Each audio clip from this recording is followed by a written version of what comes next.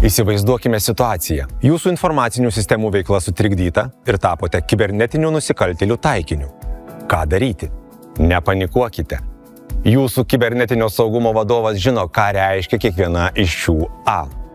Aptikti, atpažinti, apriboti, atkurti ir apsisaugoti. Nacionalinėme kibernetinių incidentų valdymo plane nustatyti aiškus kibernetinių incidentų valdymo ir informavimo apie juos etapai. Apie įvykusį didelį kibernetinį incidentą privalote pranešti per 24 valandas. Per 72 valandas turite atnaujinti anksčiau pateiktą informaciją apie didelį incidentą ir šiuo pranešimu pateikti daugiau incidento detalių. Per 72 valandas taip pat turite pateikti pranešimą apie nedidelį incidentą. Galutinę ataskaitą reikės pateikti ne vėliau kaip per 1 mėnesį po pranešimo apie incidentą pateikimo dienos.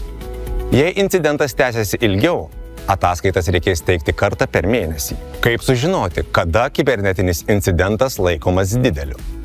Tai apibrėžia bent vieno iš šių kriterijų atitiktis.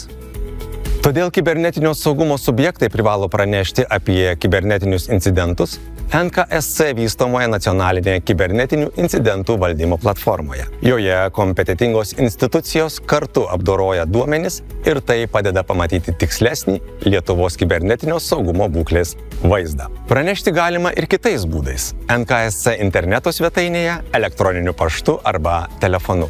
Greita jūsų reakcija – tai suvaldytas incidentas, apsaugoti duomenys ir atkurta organizacijos veikla.